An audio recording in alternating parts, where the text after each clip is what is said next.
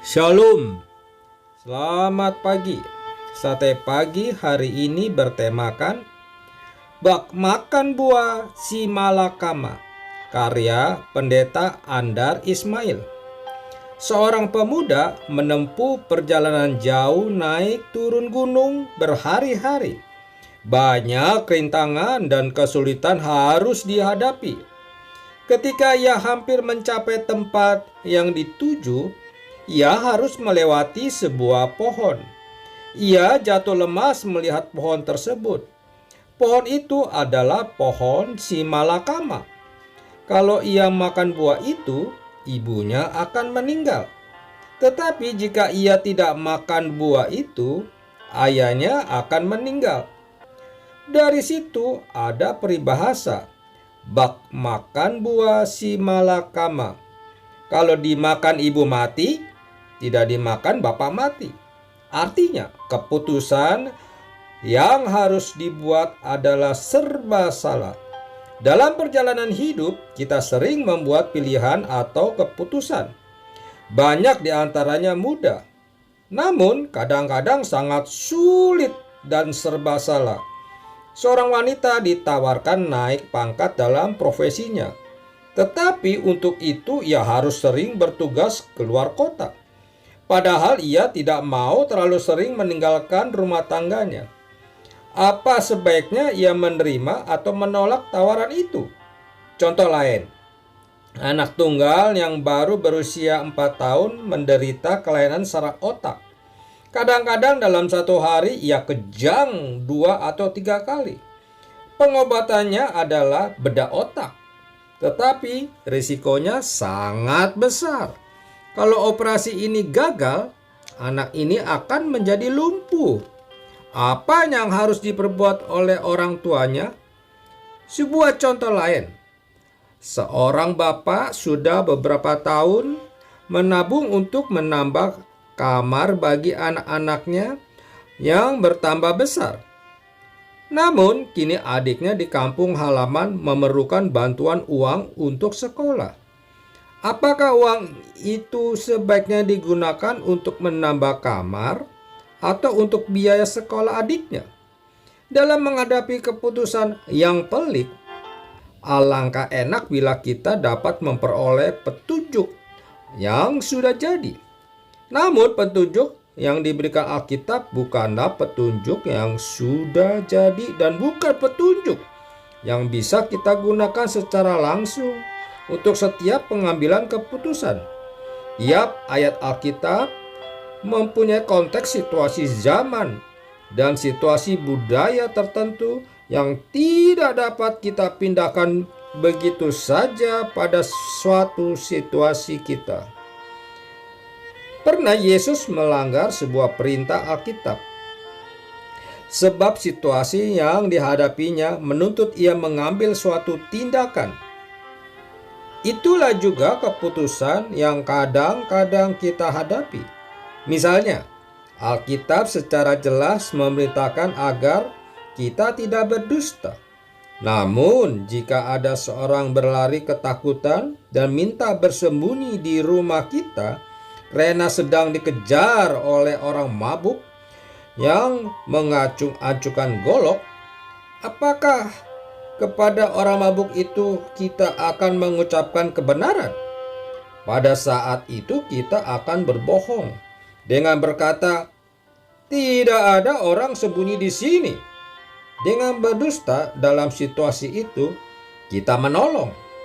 Itulah mendacium officiosum, artinya dusta yang melayani.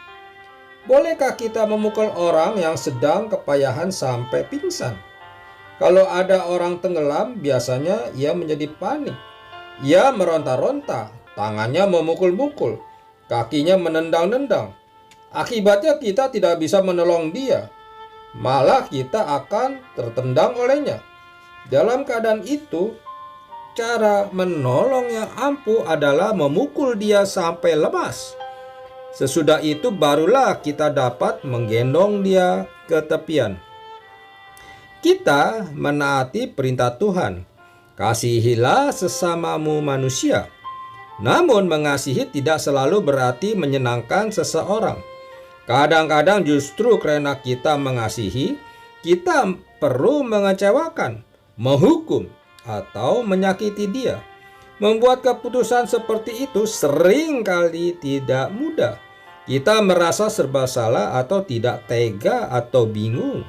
Keputusan menjadi lebih pelik lagi bila itu menyangkut nyawa seseorang. Misalnya orang yang kita kasihi menderita penyakit yang tidak tersembuhkan. Sudah beberapa minggu ia tidak sadarkan diri. Rupa-rupa alat dipasang, infus ke pembuluh darah, oksigen ke hidung, makanan cair melalui hidung langsung ke lambung, alat pacu jantung, monitor gerakan jantung atau lainnya.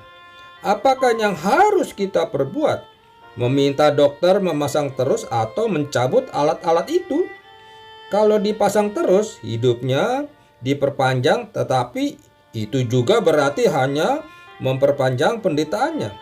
Namun sebaliknya, kalau alat-alat itu dicabut, ia akan meninggal dunia dalam 1 atau 2 jam lagi. Membuat keputusan yang pelik tidaklah mudah. Akibatnya besar dan berkepanjangan. Memilih antara yang baik dan yang buruk itu mudah.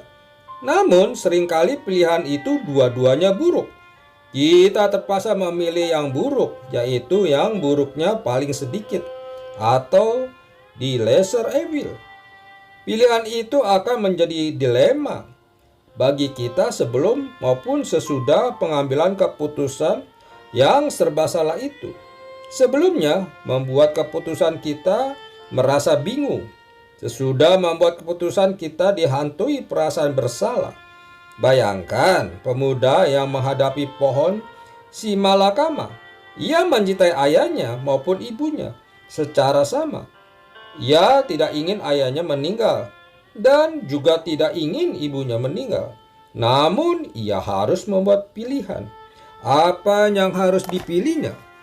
Makan buah itu sehingga ibunya meninggal, ataukah tidak makan buah itu sehingga ayahnya yang meninggal? Dalam keadaan serba salah itu, apakah firman Tuhan tidak menolong? Tentu saja menolong, dan pertolongan itu sangat berarti. Mazmur 119 ayat 105 mencatat, "Firman-Mu itu pelita bagi kakiku dan terang bagi jalanku." Perhatikan, apa fungsi firman Tuhan menurut pemazmur ini? Firman Tuhan bukan jalan keluar yang sudah siap pakai, melainkan pelita atau terang yang menolong kita menemukan jalan keluar itu. Jadi, kita sendiri perlu melakukan upaya-upaya mencari jalan keluar. Kalau jalan sudah terang, bukan berarti persoalan sudah beres. Di jalan yang terang pun kita perlu memikir, membuat pertimbangan, berhati-hati, memperhitungkan langkah, dan menentukan arah. Inilah romantika hidup. Tuhan memberi terang pada jalan hidup kita, tetapi kitalah yang harus memperhatikan langkah dan memilih arah. Amin. Bapa Surgawi, pimpinlah kami ketika kami berada di persimpangan, sehingga kami dapat memutuskan sesuai dengan kehendak-Mu. Amin.